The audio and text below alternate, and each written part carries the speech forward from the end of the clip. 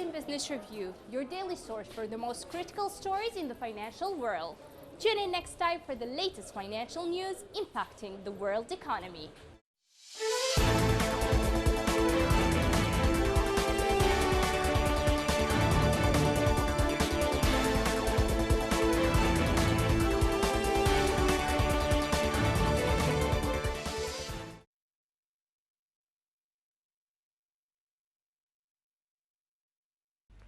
Meat exports from Argentina saw growth from January to April 2020 against the downward trend of the global food supply chains impacted by the ongoing pandemic.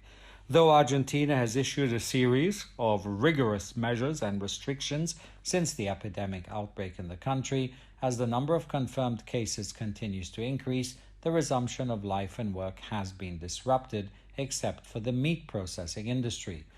Given that agricultural and animal husbandry export is the country's pillar industry, the functioning of relevant processing factories is obviously vital to the economy. In a beef processing factory named Frimsa in the capital of Buenos Aires, workers are under strict restrictions and monitoring of their health conditions. Each piece of beef will receive 2 QR codes after cut and packaged, one to trace the factory's information, including the workers' details, and one to trace the quality of the product, including its ranch and breed. The total of Argentine beef exports reached $200 million in April 2020, up 1.2% year on year, while the average price dropped 14.2%, which means total shipments jumped 18% from a year earlier, with China taking 84%. As China's economy slowly gets back on track, it's obvious that the Chinese market plays an important role in boosting the world economy. Mexico's economy has virtually ground to a halt and is bleeding jobs in the pandemic lockdown. But tens of thousands of workers at a flagship government airport have not skipped a beat, toiling around the clock north of Mexico City to keep it on schedule. When the government ordered non-essential activities to close and workers in those industries to stay home to stem the spread of the coronavirus, an exception was made for President Andrés Manuel López Obrador's priority infrastructure projects. Those include the $3.5 billion Felipe Angeles Airport being built on the Santa Lucia military base, an $8 billion refinery at the Gulf Coast port of Dos Bocas, and the so-called Maya train, a 1,470 kilometers rail line that will connect tourist hotspots from Chiapas State to the Yucatan Peninsula along the Caribbean coast. Firms producing steel, cement, and glass used by those projects were also allowed to continue operating. On June 1st, automotive, aerospace, mining, and construction companies were allowed to reopen. The project has created more than 26,000 jobs, according to Major José Juan Marín, construction engineer and spokesman for the Santa Lucia Army Corps of Engineers, which has nearly 1,000 of its ranks managing the project. On a cloudy day earlier this month, thousands of workers in orange high-visibility vests and hard hats, as well as newcomer to construction sites in times of pandemic, face masks were busy building offices, pitting up giant steel structures for the passenger terminal and smoothing out the surface of one of two 4.5-kilometer runways. Marín says there has not been a coronavirus outbreak due to the safety protocols put in place, including taking workers' temperature, the use of masks, and having half of office employees work remotely. López Obrador says the projects are as much needed boon to the economy and an important source of employment. Critiques counter that those resources would be better used tackling the coronavirus crisis and boosting the economy.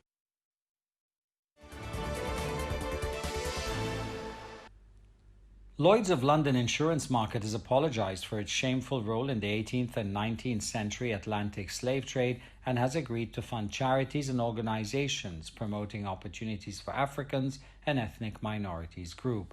About 17 million African men, women, and children were torn from their homes and shackled into one of the world's most brutal globalized trades between the 15th and 19th centuries Many died in merciless conditions.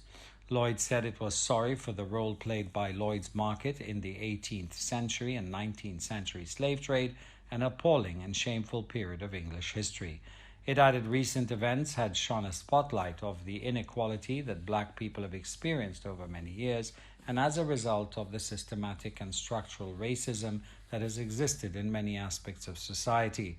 The world's leading commercial insurance market, Lloyd's, which started life in Edward Lloyd's coffee house in 1688, is where complex insurance contracts, ranging from catastrophe to events cancellation, are agreed and underwritten. Lloyd's grew to dominate the shipping insurance market, a key element of Europe's global scramble for empire, treasure, and slaves, who were generally in the 18th century included in the insurance policies in the general rate for ship cargo. Lloyd said it would invest in programs to attract black and minority ethnic talent, review its organization's artifacts to ensure they were not racist, and provide financial support to charities and organizations, prompting opportunities for minority ethnic people. Long queues of people snagged outside some stores in England, with discount fashion retailer Primark proving a big draw as non-essential shops reopened their doors after 83 days of lockdown. Queues formed outside several branches of Primark, which does not sell online, so has not taken a penny in the country for weeks. Outside Nike Town in London, hundreds of people rushed to get into the shop, with many people not observing social distancing. Department stores, clothing retailers, electrical outlets and bookshops have been closed since March 23rd, when Prime Minister Boris Johnson imposed a lockdown to limit the spread of the coronavirus. While outdoor markets and car showrooms reopened on June 1st, Monday is the big return to business for retailers, who are desperate to get the tills ringing again. The reopening only applies to England, with stores in Scotland and Wales waiting for guidance from their devolved administrations on when they can resume trading. Non-essential stores in Northern Ireland reopened on June 12th. Getting shoppers spending again is key to Britain's recovery, after official data showed the economy shrank by a quarter over March and April.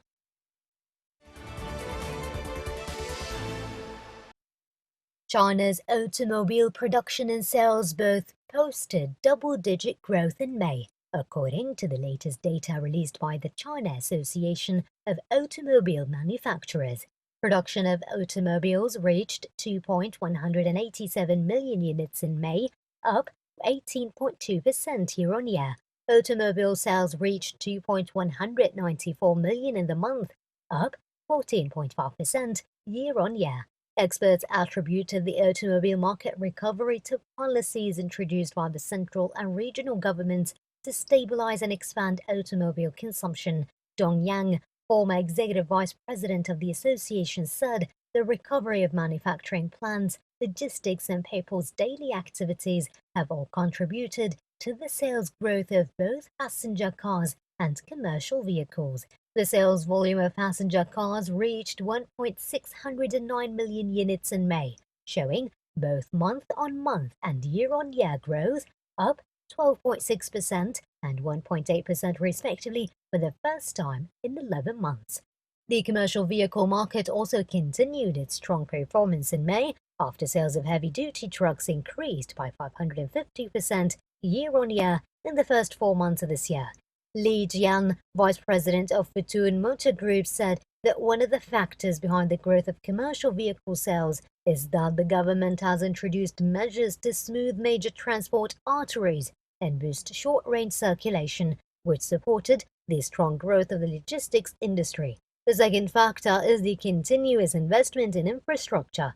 Stable demand for commercial vehicles is also a good sign for the Chinese economy, according to Dong. He said that in the last year and the year before, the sales performance of commercial vehicles was better than that of passenger cars, noting that the demand for commercial vehicles remained stable when passenger car sales dropped during this period.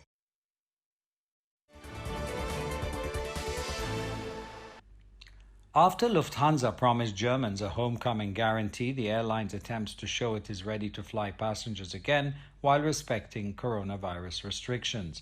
Frankfurt Airport and Lufthansa representatives offered media a tour of the airport to show off high-tech air filters, safety and hygiene measures in place for flight traffic to resume safely. Lufthansa, struggling financially as a result of the pandemic, said they were hoping for more international flights to resume, as this is an important revenue source for them. Both the airport and Lufthansa sought to reassure passengers that flying would be safe, as numbers are still well below usual summer traffic. Like the rest of the airline sector, Lufthansa has been hard hit by what is expected to be a protracted travel slump due to the pandemic. Lufthansa last week pledged a wide-ranging restructuring program, from thousands of job cuts to asset sales, as it seeks to repay a €9 billion state bailout and navigate deepening losses in the face of the pandemic.